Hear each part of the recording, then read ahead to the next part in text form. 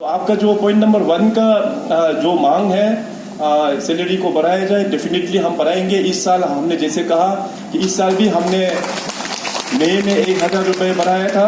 तो आज national day का इस अवसर पर और BMS का इस प्लेटफॉर्म के माध्यम से मैं एडिशनल 1,000 रुपीज़ और मैं आज से अनाउंस करता हूँ। इसके बाद सेकेंड पॉइंट में लिखा है one time implementation of regularization of in favor of engaging contractual service and contingency workers who have served 15 years। जैसे कंटीजेंसी और कैजुअल का जिसका 15 साल हो गया है उसको रेगुलराइजेशन का बारे में बात किया है। तो इसमें मैं आप लोगों को बताना चाहेगा कि जो लास्ट ईयर 2021 में कैबिनेट में हम लोग ने ऑलरेडी ये बात जो है फैसला ले चुका है कि आजकल ग्रुप सी ग्रुप डी तो है ही नहीं, पूरा अभी आजकल मल्टीटास्किंग यानी कि ग्रुप सी हो गया है। उस ग्रुप सी को हम लोग कंटीजेंसी से 50% जो है वो कंटीजेंसी से ही जिसका 15 साल क्रॉस हो गया है उसको हम लोग रेगुलराइज करेंगे। ये ऑलरेडी कैबिनेट ने डिसीजन दे चुका है। इसके बाद जनरल सेक्रेटरी साहब के मेमोरेंडम पे जो कैजुअल और कंटीजेंसी वर्कर्स को पेंशन स्कीम्स के बारे में यहाँ पे मेंशन किया है। पेंशन स्कीम्स में मैं इतना ही कहना चाहेगा कि अपना यहाँ पे अरुणाचल में इस तरह से पेंशन स्कीम्स तो यहाँ पे नहीं है, मगर हमारे जो प्रधानमंत्री सुरक्षा बीमा योजना और प्रधानमंत्री जीवन ज्योति बीमा योजना उसको ऑलरेडी हम लोग ने बजट में अनाउंसमेंट कर दिया है। जो हमारे वर्कर्स लोगों का जो शेयर जो आप लोग डालना पड़ता है उसको हम लोग राज्य सरकार आप लोगों को बिहाफ में देंगे। ये ऑलरेडी बजट में अनाउंसमेंट किया हुआ है। आज फिर एक नया अनाउंसमेंट हम करना चाहेंगे कि हमारा अटल पेंशन योजना के तहत जो प्रीमियम जो होता है पर हेड 231 पर मंथ उसको भी हम लोग सरकार के ओर से जितनी भी जो अपना गवर्नमेंट में कंटीजेंसी और कैजुअल वर्कर्स है उसका भी सरकार ही खर्चा उठाएंगे। और दूसरा 2 पॉइंट में आंगनवाड़ी वर्कर्स और आशा वर्कर्स के बारे में यहाँ पे मेंशन किया है। एक तो लिखा है कि उनका ऑर्डिनरियम टाइमली मिलना चाहिए और दूसरा में लिखा है कि उनका ऑर्डिनरियम में भी इंक्रीज होना चाहिए, बढ़ना चाहिए। तो जहां तक मंथली ऑनरेरियम जो टाइमली नहीं मिलता था उसको लेके मैंने फाइनेंस प्लानिंग डिपार्टमेंट के साथ में कई बार मैंने मीटिंग करके केवल आप लोगों का ही नहीं बल्कि दूसरा डिपार्टमेंट का भी कुछ ऐसे इश्यूज था।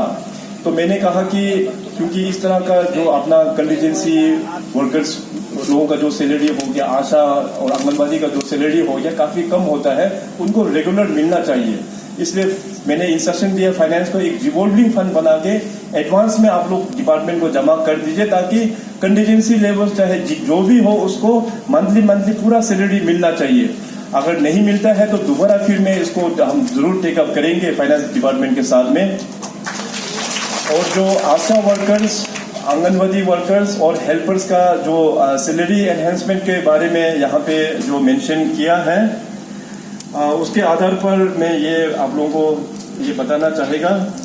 आंगन वर्कर्स और आंगनवाड़ी हेल्पर्स इसको भी हमने 2000 लास्ट टाइम हमने बढ़ाया था, 2000 बढ़ा के अभी शायद आंगनवाड़ी वर्कर्स का हो गया है 6,500 और आंगनवाड़ी हेल्पर्स का हो गया है 4,250। कुल मिला के आंगनवाड़ी वर्कर्स है हमारे पास 6,225 और आंगनवाड़ी हेल्पर से 6,225। उतना ही नंबर का हेल्पर भी है और उतना ही नंबर वर्कर्स भी है। तो दोनों मिला देने से करीबन हो गया 12,511, 12,511 आंगनवाड़ी वर्कर्स और हेल्पर्स दोनों मिला के। तो आज का इस अवसर पर क्योंकि BMS ने काफी महीनों से इसके ऊपर में सरकार को काफी रिक्वेस्ट किया है, तो अपना आंगनवाड़ी वर्कर्स और हेल्पर्स के लिए भी मैं 1,000 रुपया मैं आज से अनाउंस करता हूं।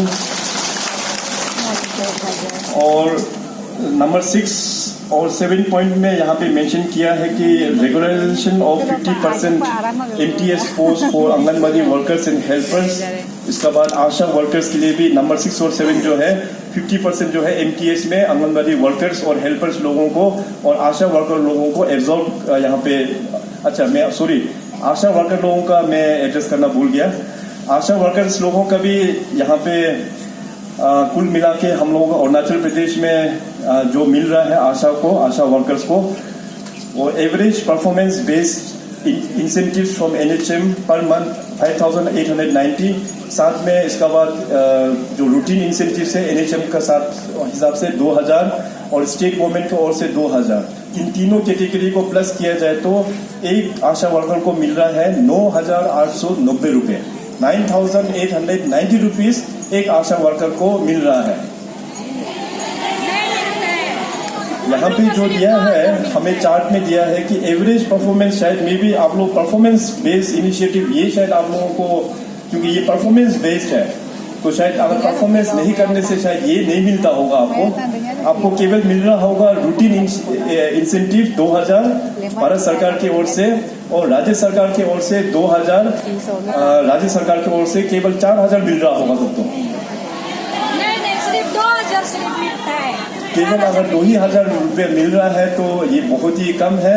हमको जो डिपार्टमेंट ने जो यहाँ पे लिख के दिया है कि NHM के ओर से रूटीन इनिशिएटिव पर मंथ, इसका बाद टॉप अप जो है स्टेट गवर्नमेंट 2,000 यहाँ पे जो लिखा हुआ है, एनीवे 2,000 जो मिल रहा है, शायद अगर राज्य सरकार की ओर से अगर आप लोगों को मिल रहा है तो मैं इसके ऊपर में 1,000 रुपये और भी आज मैं टॉप अप के लिए मैं आज अनाउंस करता हूँ।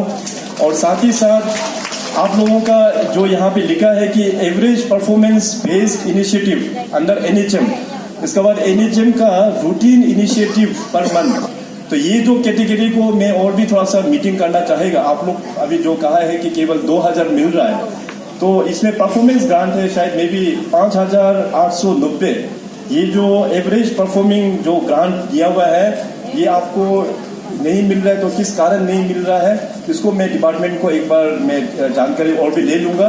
मगर आज का इस जो हमारा अनाउंसमेंट है राज्य सरकार की ओर से 1,000 आप लोगों को भी हम